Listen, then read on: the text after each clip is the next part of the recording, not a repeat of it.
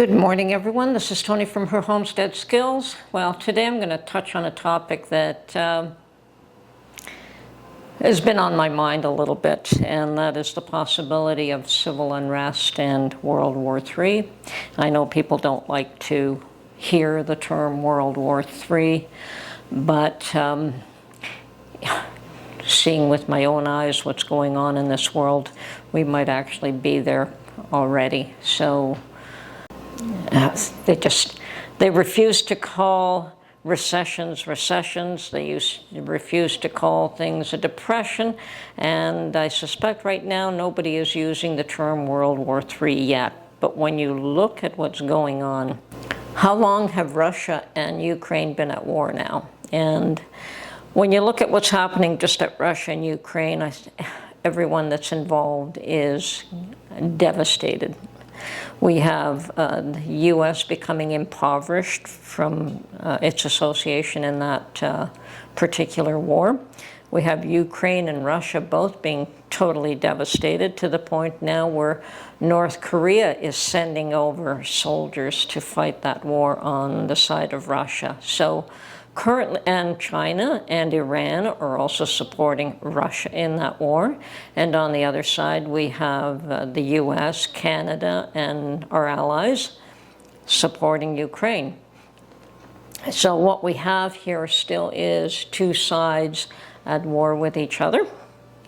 And that isn't getting resolved anytime quick. At this point, it just seems to be prolonged, getting worse, and more players are getting involved, and more resources are being pumped into that, and neither side is winning.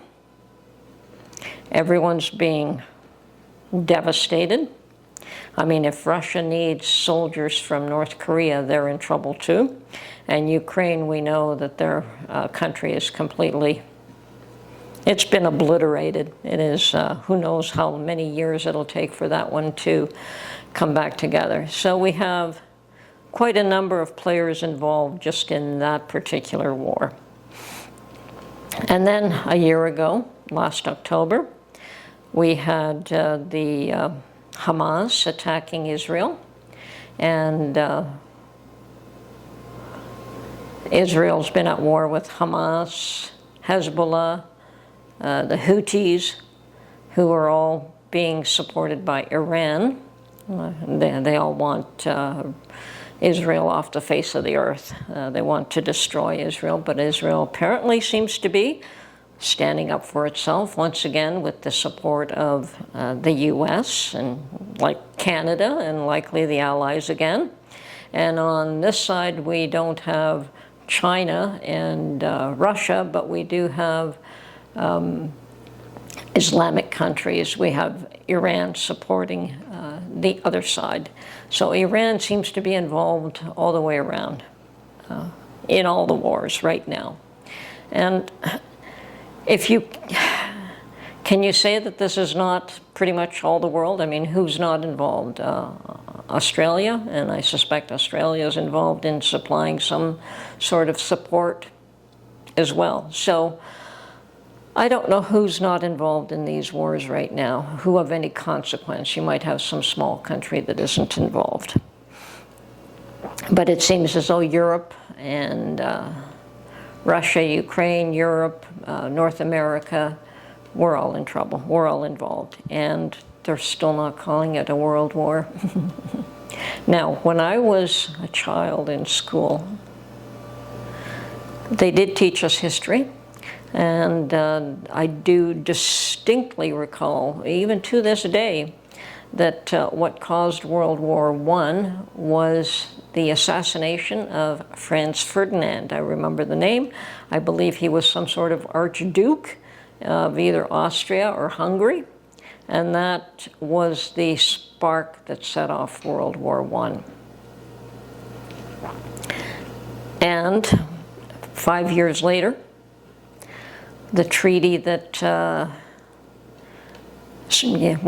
they ended the war, and the treaty that was signed and supported by victors and vanquished alike was actually what was the spark for the Second World War. I guess the vanquished didn't like the terms of that treaty. So then we had World War II. It has been over 50 years now, and it would appear as though the world is becoming inflamed again. And who's getting involved, who isn't getting involved? Now, so far it seems as though North America is not sending their people, their heart and their blood, but they are sending their resources. And that can impoverish a nation just as much as losing your population to a war.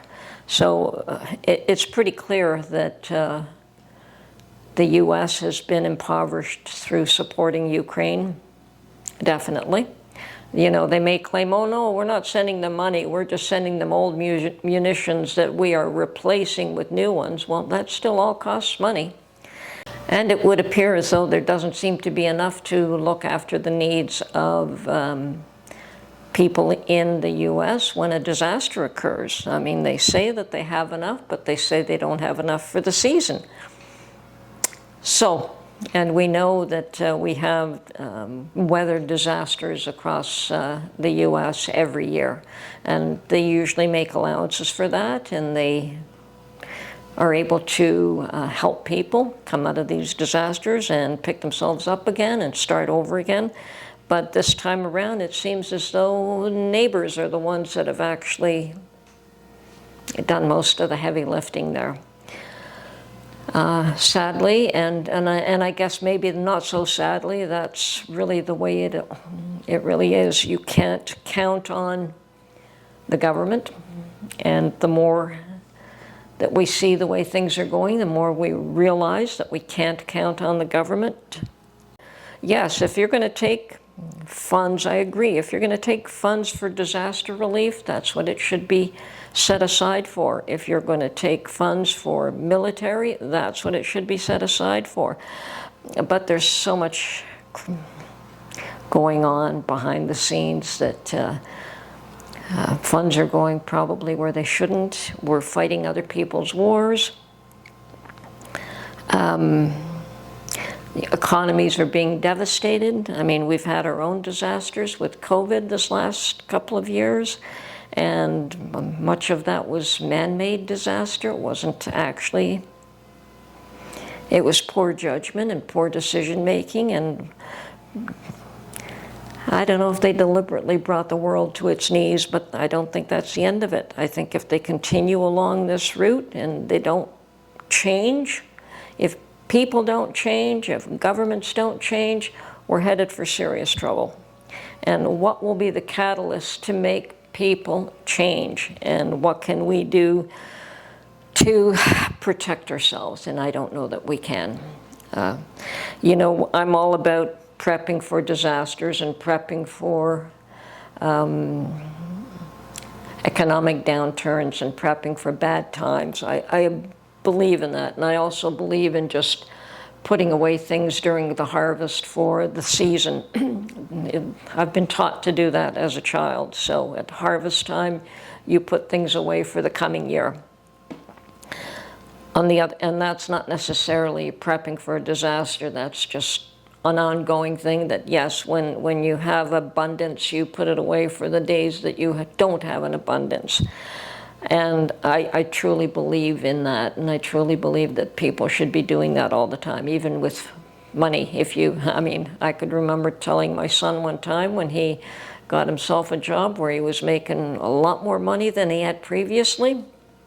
I told him, son, if you're making more than you need, put away as much as you can, because you'll have the day where you will not be making plenty. And I think to some degree he did take my advice and did put some things away. I mean, I learned that myself. Through days of plenty, you put away for times of need, because it's circular. You never have always good times or always bad times. I think it's like everything else. There's a season for everything. But how to prepare for, I don't think anyone was prepared for COVID. We did survive it, most of us. How do we prepare for civil unrest? stock up and get your preps ready for self-defense. Other than that, I don't know what else you can do. How do you prepare for a war that may be coming on to your doorstep? That's another story. I don't know what we can do there. Maybe learn how to get together as a community to support each other more. Obviously, that's what helped in this last natural disaster. Now, females think one way, quite understandably. We were taught to nurture. And males think about other things, and that is how to protect. They are the defenders, the protectors, and yes, the two should work hand in hand, and there's a role for both. There is absolutely a need and a role for both, and none should be disparaged because they belong to one group or to another, and the differences in shades don't matter, and the differences in temperaments don't matter, and the differences in ideologies don't matter. There will come a time where people have to learn to work together in order to survive. And I believe that time is not too far at hand. So prepping individually, yes, we all can do that. Learning how to stop the infighting. Like what's going on in the world is the same thing that's going on in the country. We have two sides that are not working together. They're working against each other, and both suffer. No one comes out, you know, you may have a victor and a vanquished today, but tomorrow they may turn around and be the other way. The vanquished could be the victor. So, you know, as long as these little spats and wars are continuous and ongoing and year after year after year, and people don't learn how to avoid these things, they'll continue to happen. The truth of the matter is that there is enough resources in this world for everyone. There really is. And there's so many resources that we don't even acknowledge or know that exist in this world that we still have to learn how to utilize and find and utilize and take advantage of that will help the population. We're not done yet. We're just scratching the surface of what we can do in this world, but we have to learn how to work together first. Put the wars aside and how to cooperate amongst each other. It's a small world today. I know that people are afraid of this one world government, and I'm not really proposing one world government. What I'm proposing is that the individual governments of the world learn how to work together rather than learning how to destroy each other. And yes, it does start with monetary things. Everyone wants to make money. Everyone wants to do well. There has to be some sort of mechanism that makes it fair for those that consume and those that produce. And I think that these other countries that think they can just produce and sell everything to the consumers, it doesn't work that way. I mean, there has to be a balance. There has to be a balance, and there has to be things available for everyone, not just one group. So anyway, my 2 cents, not worth very much. That's all it's worth. But I'm going to suggest that we really do need to learn how to help each other, how to work together. I don't know how we can survive civil unrest and another world war. And if that's the catalyst that makes people change attitudes, it may have to come to something like that. And it is evolving in that direction, and that's the scary part. I mean, when do they set aside the wars and say, this isn't beneficial for anybody? I think the Abraham Accords were a light in darkness, where countries that have fought for generations put those ideas aside. And I think part of the problem in the Middle East is that they don't want to set aside some countries don't want to set aside their hatreds that they've had for millennia, and others recognize the futility of it all. So as we get more and more countries that recognize how futile wars are, how devastating they are, perhaps we can avoid huge disasters. But I don't know that we can. I don't know that we can. I think we can eventually, but what will it take to get there? Anyway, I don't know how to prep for something like that. If it comes to my doorstep, all I can do is what I can do, and trusting God to protect me, to look after me and mine. And I hope that we get past all this as a people and that we learn. Can we put an end to these wars that are happening now? That would be wonderful. That would be amazing. Let's see what we can do in the next year or two. I do believe in peace, but I also believe in self-defense. I think the fine line is the right to self-defense and the desire for peace. And there is a middle ground there someplace, because in order to defend yourself, you may have to fight, and that is what is happening. I mean, these wars that we have going on right now are caused by the need for self-defense. I understand that implicitly, but unfortunately, it has pulled in other nations, and to the point where most of the world is at war, whether they want to admit it or not. And even this current war with Israel against Iran, it is basically against Iran, and Iran is trying not to be front and center, and they're supporting Hamas and Hezbollah and the Houthis to do their fighting for them. Perhaps their own people wouldn't be so ready to fight the war personally, but these other groups have been, so they have been propped up, given the financial resources, the military resources, and are fighting that battle for Iran. And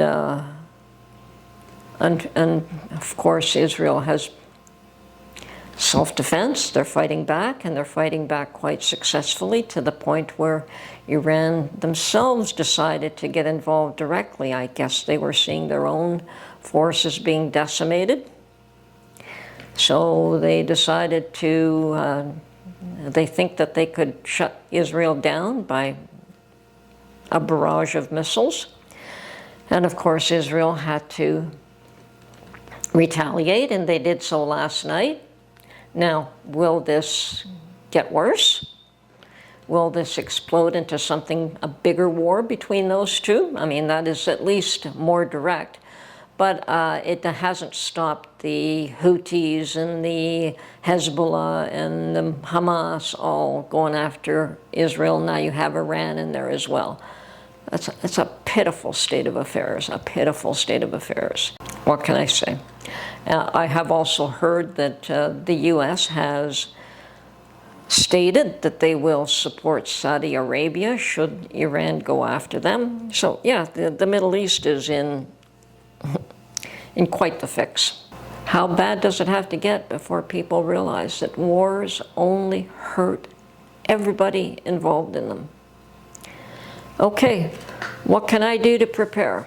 I'm certainly not obsessing over this, and I'm not getting myself upset about it, but I do think that we have to bear in mind that perhaps we have to be ready for worse than what we faced so far. And perhaps as a people, we have to stand up and say, no, we're not doing this anymore. And I don't know how else to put an end to it. And somehow we have to put an end to it. Anyway, this is Tony from Her Homestead Skills. I am going to go and make some pasta now. Have a good day, everyone.